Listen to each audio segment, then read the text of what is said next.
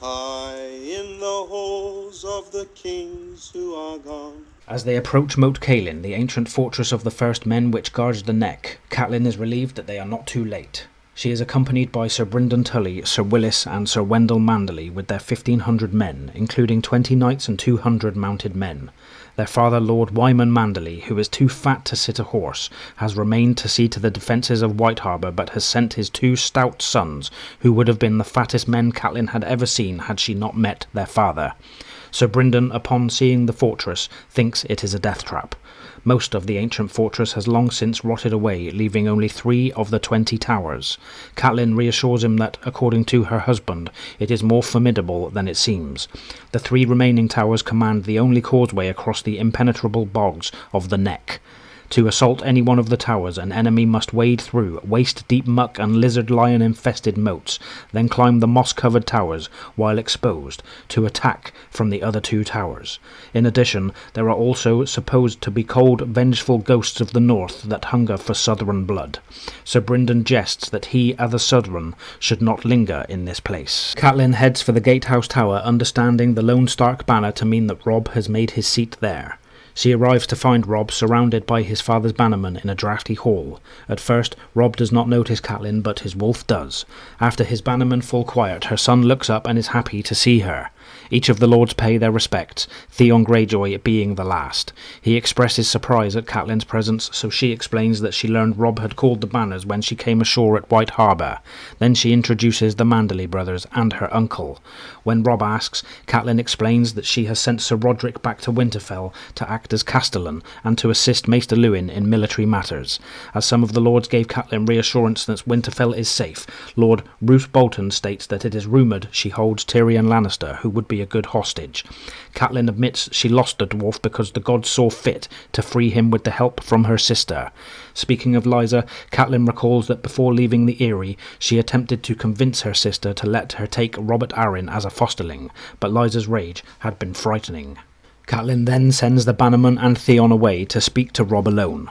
Once they are gone, Catelyn notes that her son looks older, especially with his new beard. Catelyn, who is afraid for her son, notes to Robb that he is only 15 and leading a host to war.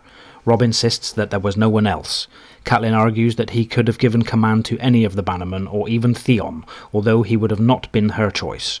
Robb responds that none of them are Starks. Catelyn reminds Robb that when he was fighting with wooden swords less than a year ago. Robb's eyes flare with anger, but he softens and asks if she is sending him back to Winterfell.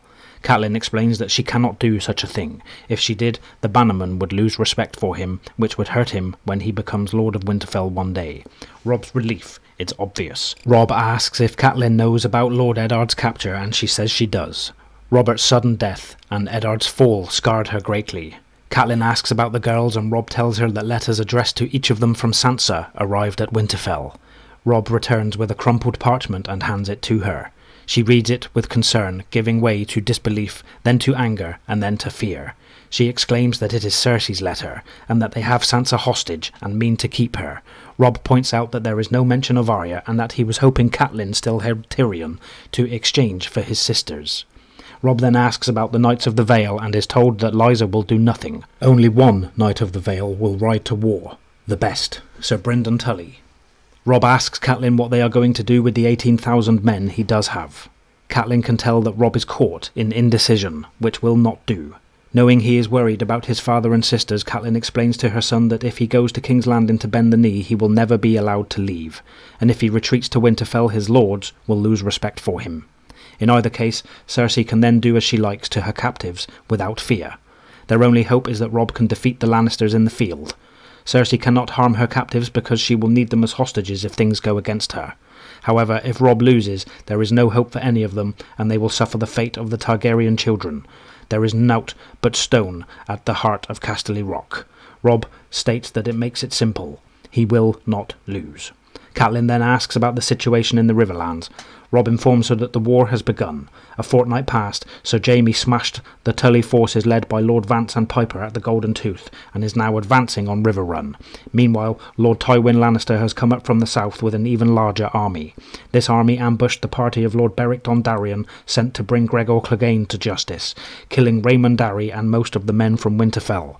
Lord Beric may have escaped, but no one knows for sure. Now Lord Tywin is marching north to Harrenhal, burning as he goes. The news is worse than Catelyn imagined. She asks Robb if he plans to await Lord Tywin's army at Moat Cailin, but Robb says that no one thinks that Tywin will be stupid enough to come that far. Instead, he will take the castles of the Riverlords one by one. Robb believes that they should march south to meet him. Catelyn questions the idea of leaving their strong position at Moat Cailin, fearing that her son has no chance against seasoned battle commanders like Tywin and Jaime Lannister.